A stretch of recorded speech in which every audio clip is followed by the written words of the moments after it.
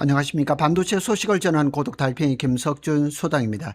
작년 상반기쯤인가요? 그때부터 엔비디아의 반대편에 있는 탈 엔비디아, 반 엔비디아 이런 얘기가 좀 많이 나왔습니다. 그래서 저희가 세대 같은 경우는 옛날에는 그 맞춤 양복을 많이 입었었죠. 그런데 이제 기성복이 나오니까 요즘 맞춤 양복점은 거의 없죠. 그래서 탈 엔비디아의 역설, HBM 시장을 더 크게 만든다. 그러니까 엔비디아를 벗어나려고 했더니만 이 반 엔비디아, 탈 엔비디아 쪽의 시장이 점점 더 커지는 거예요. 그래서 지금까지는 AI 반도체는 엔비디아가 거의 시장을 거의 90% 이상을 독점을 했다가 지금 비율이 조금 덜어지긴 했지만 적어도 80% 이상이 되죠. 그러니까 AMD나 이런 데서 좀 힘을 내야 되는데 좀 안 돼요. 그래서 최근에는 구글의 TPU라든가 아마존의 트레이니엄, 메타의 MTIA, 그 다음에 마이크로소프트의 마이야 이런 것들, 그러니까 엔비디아가 만들던 그런 GPU하고는 다릅니다. 그래서 이를 말해서 이제 탈 엔비디아 또는 반 엔비디아라는 말을 썼고, 그런 연대들이 눈에 보이지는 않지만 그렇게 좀 있습니다. 그런데 정말 탈 엔비디아가 되고 반 엔비디아가 되면 엔비디아의 점유율이 낮아질까요? 아닙니다. 그래서 진짜 핵심은 따로 있다는 거죠. 바로 AI 칩이 무엇이든 결국 HBM 없이는 할 수 없다는 거예요. 탈 엔비디아가 돼서 TPU라든가 마이야라든가 이런 것들이 나오면 HBM이 적게 쓰느냐? 아닙니다. 그래 AMD의 그 GPU 같은 경우는 엔비디아의 HBM보다 더 많은 양을 씁니다. 그래서 GPU든 그다음 TPU든 ASIC이든 XPU든 AI 성능 경쟁의 승부처는 다름 아닌 HBM이라는 거예요. 그래서 구글, 메타, 아마존, 오픈 AI, 마벨, 브로드컴, 수많은 회사들이 있습니다. 수백조 원이 들여서 AI 인프라 투자를 하고 있습니다. 그런데 가면 갈수록 삼성과 SK 하이닉스의 HBM 공급 부족은 더 심해질 것이라는 사실입니다. 그건 분명합니다.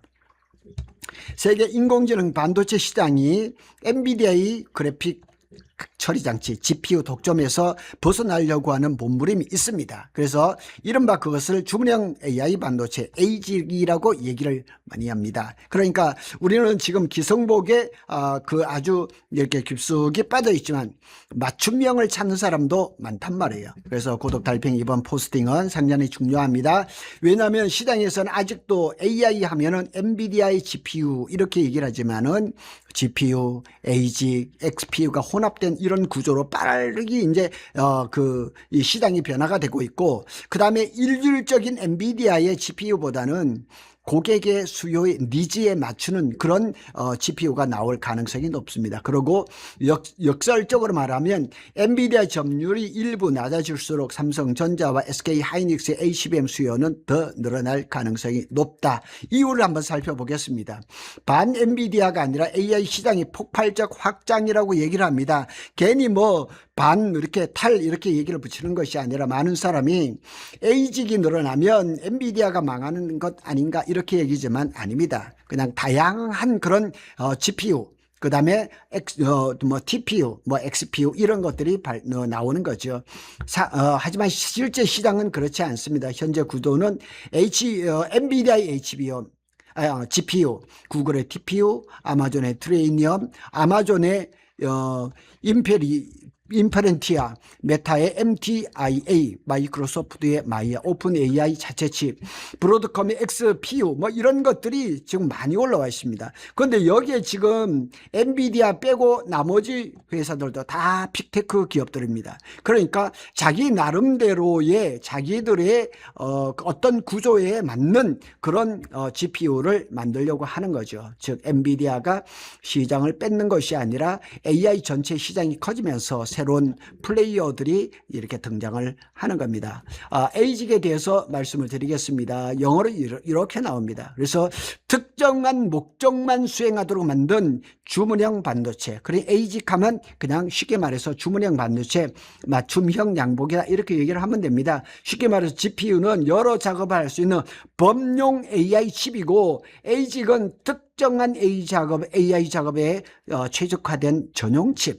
이렇게 보시면 됩니다. 그래서 에이직의 장점은 전력 효율이 우수하고 운영 경비가 절감되고 특정 AI 모드에 최적화되고 있고 대규모 데이터 센터의 비용을 절감할 수 있는 그런 장점은 있습니다. 그러나 단점이 없는 것도 아니죠. 범용성이 부족하죠. 만들긴 만들었는데 뭐 구글이나 그 다음에 메타나 얘들만 쓰는 거예요. 다른 데는 쓸 수가 없는 거죠. 새로운 AI 모델에 대응하기 어렵죠. 개발비가 수천억, 수조원, 수십조 원이 들어가죠. 설계 2, 3년이 들어가죠. 엔비디아 거를 그냥 갖다 쓰면 간단해요. 돈만 주고 쓰면 되거든요. 그런데 에이직은 생각보다 HBM을 많이 먹는다는 사실입니다. 여기에 중요한 포인트가 있죠. 에이직은 특정 작업만 수행을 합니다. 그래서 GPU보다 전력 효율은 좋고 연산 효율도 좋습니다. 하지만 AI 모델이 커질수록 결국 병목은 메모리라는 거죠. HBM뿐만 아니에요. 고성능 메모리 반도체도 부족하다는 얘기죠. 고독 달팽이가 자주 말했던 바와 같이 GPU 일정은 HBM이 결정한다는 말이 정확합니다. 그러니까 HBM 없이는 무슨 탈 엔비디아, 반 엔비디아 다 헛소리인 겁니다. AI는 이미 컴퓨트 월, 그러니까 연산의 병목이 아니라 메모리 월입니다. 그래서 메모리 센트릭, 메모리 중심 단계 이미 진입을 깊숙이 했습니다. 따라서 에이직도 결국은 HBM 없이는 성능을 낼 수 없다는 사실입니다. 트렌드 포스의 보고서를 볼까요? 전체 AI 서버 시장에서 에이직 AI 칩이 차지하는 비중은 25년에는 20.9%, 올해는 27.8%까지 확대될 전망이다. 점점 늘어나고 있죠. 인텔리전스도 AI 가속기 시장에서 에이직 칩 매출은 오는 2040년까지 연평균 28%, 연평균 28%면 어마어마한 성장입니다. 이것을 기록할 거. 크리스텐스 리서치는 생성형 AI 에이직 칩 시장 규모가 2024년인데는 약 249억, 37조 8,600억에서 이 32년 앞으로 몇 년 남았죠. 약 1,867억 달러, 283조 9,333억에 약 7배 정도로 커질 거라는 거죠. 그러니까 삼성이나 SK 하이닉스는 HBM을 대량으로 만들어야죠. 그러니까 평택 캠퍼스의 P5, P6가 그냥 동시에 들어가고 용인에도 지금 원섬의 Y1, Y2도 지금 계획을 하고 있습니다. 대표적인 사례가 구글의 TPU입니다. 구글의 TPU는 엔비디아 대항마로 평가받지만 실제로는 TPU 안에도 HBM이 들어간다. 이 얘기는 뭐 틀림없습니다. 오히려 TPU 세대가 올라갈수록 HBM 사용량이 점점 더 늘어나고 있다는 사실입니다. 예를 들어 TPU 버전 4죠. TPU 5, 6, 7, 8세대로 가면 갈수록 메모리 대역폭 요구가 급격히 증가합니다. 그래서 TPU가 확대될수록 삼성전자와 SK 하이닉스의 HBM이 더 많이, 더 성능이 큰 것들이 들어갈 가능성이 높은 거죠. 시장조사업체 카운터 포인트 리서치에서 얘기하기를 에이직이 소비하는 HBM 비트 수요는 24년 대비 28년에 무려 35배.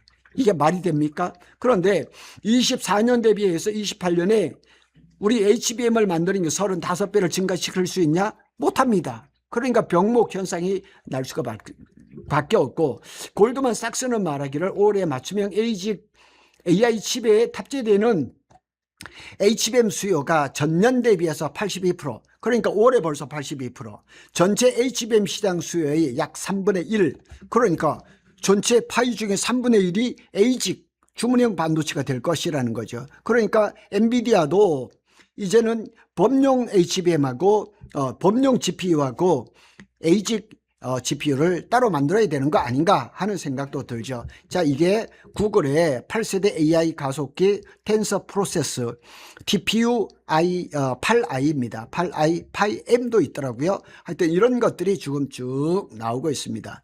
자, 브로드컴은 이 맞춤형 에이직 반도체의 대장이라고도 할 수 있습니다. 이번 포스팅에서 가장 중요한 부분은 브로드컴이 53조 원을 투자를 했다는 거예요. 그러니까 하이퍼스케일러 대규모 클라우드 업체죠. 이 업체들이 반도체를 설계하는 기업인 브로드컴은 최근 월가 자산 운용사들과 손잡고 대규모 AI 인프라 구축에 350억 달러 약 53조 원을 투입하기로 결정을 했다는 얘기입니다. 그러니까 AI 거품을 자꾸 얘기를 하는데요. AI 투자가 지금 올해만 해도 1,000조 원이 넘습니다. 그런데 이게 거품을 얘기하는 건 말이 안 됩니다. 브로드컴의 고객 맞춤형 AI 칩 XPU입니다. XPU 네트워크 솔루션을 기반으로 데이터 센터 연산 용량을 최대 20기가와트 20기가와트 엄하게 큰 겁니다.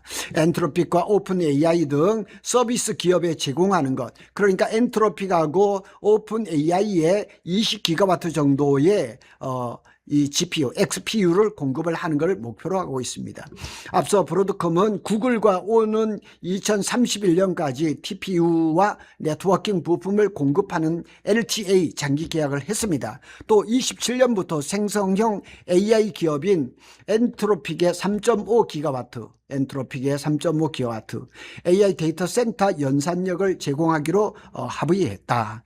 계약을 했다 이런 얘기죠. 그래서 구글 모 회사인 알파바이스는 최근 AI 데이터 센터 등 인프라 투자 재원을 마련하기 위해서 800억 달러 121조 원의 초대형 유상 증자에 나섰다고 밝혔습니다. 그러니까 지금 AI에 투자하는 것이 지금 눈에 보이는 것들이 어마어마합니다. 브로드컴은 AI 시장을 GPU 시장으로 보지 않습니다. 브로드컴의 목표는 AI 칩 제작 대행회사, 대행회사. 그러니까 주문을 받아가지고 거기에 특성에 맞춰서 개조를 해주는 거죠. 완전히 이런 리폼 이런 식으로 지금 대단합니다.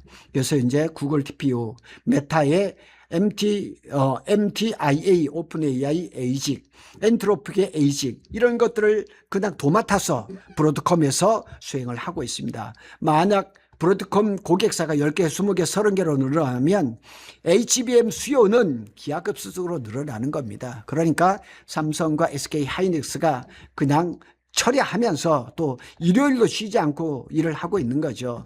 호크탄 브로드컴 CEO는 말하기를 우리는 AI 컴퓨팅 수요가 세계 경제 지형을 근본적으로 재편하고 있는 역사적인 전환점에 서 있다.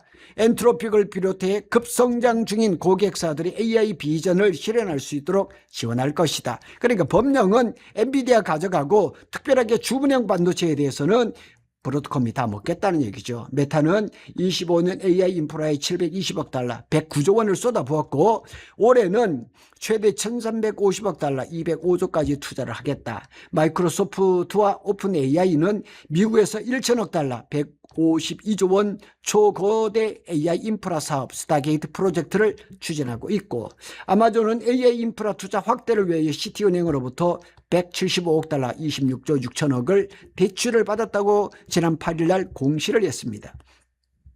그러니까 빅테크 기업들이 AI에 죽기 살기로 투자를 하는 게 눈에 보이잖아요.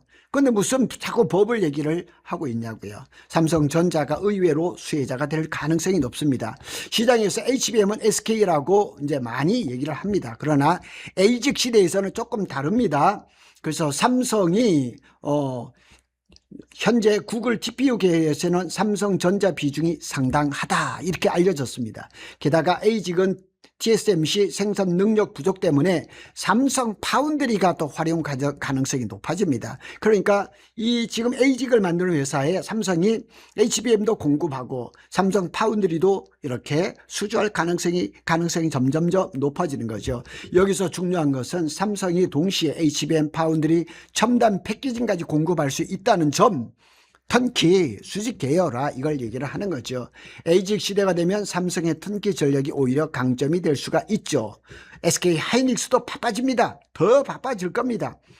SK 하이닉스는 현재 HBM 공급 부족의 최대 수혜자죠. 그래서 문제는 엔비디아만으로도 문제가 물량이 부족한데 구글의 TPU, 메타, 아마존, 오픈 AI, 브로드컴 이것까지 가세하니까 지금 만들기만 하면 잘 팔아먹기 위해서 좋기는 하지만 공급 부족이 심각해지는 거죠.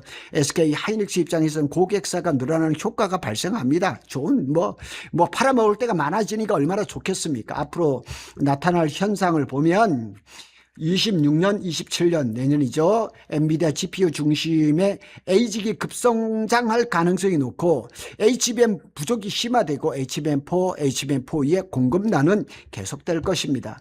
28년에서부터 30년 GPU 플러스 AGI 공정하고 HBM5 시대가 진입하고 장기 공급 계약은 더 확대가 될 것이고 HBM 가격은 급상승하고 메모리 슈퍼 사이클이 더 이어질 것이 2030년이 아니라 그 이후에도 메모리 슈퍼 사이클은 계속될 것이라는 얘기죠. 하나증권 연구원이 26년부터 빅테크 기업들의 에이직 AI 출하가 본격화하며 내년엔 물량이 급증할 것으로 예상된다. 이런 상황에서 글로벌 1위 TSMC의 생산능 캐파가 부족하기 때문에 삼성 파운드리는 27년부터 에이직 칩 생산 증가로 유의미한 외형 성장이 가능할 것이라고 기대할 것이라는 얘기죠. 그러니까 지금 삼성 같은 경우는 지금 메모리 사업부뿐만 아니라 파운드리 사업부도 이렇게 많은 수주가 있을 것이다 이렇게 얘기하는 거죠. 고독 달팽이 결론입니다. 많은 사람들은 탈 엔비디아는 표현에 집중하지만 실제로는 탈 엔비디아가 아니라 AI 칩의 다변화입니다. 그리고 이 변화의 최대 수혜자는 의외로 엔비디아가 아니라 HBM 업체 삼성, SK 하이닉스라는 얘기입니다. 엔비디아, GPU든 구글 TPU든 메타든 아마존이든 결국은 HBM 성능의 핵심에는 메모리 대역폭 HBM이라는 거죠. 그래서 저는 앞으로 시장을 이렇게 요약하고 싶습니다. GPU 전쟁이 아니라 HBM 전쟁이다. HBM 전쟁이 아니라 메모리 전쟁이다. 이렇게 볼 수가 있는 거죠. 그리고 ASIC XPU가 늘어날수록 삼성전자와 SK 하이닉스의 HBM 공급 부족은 지금 시장 예상보다 더 심각해질 가능성이 높다. 특히 고덕 달팽이가 계속 강조한 것처럼 GPU 일정은 HBM이 결정한다. 이 말은 27년에서부터 30년까지 AI 인프라 시장을 설명하는 가장 중요한 한 문장이 될 가능성이 높다. 이렇게 말씀을 드릴 수가 있겠습니다. 감사합니다.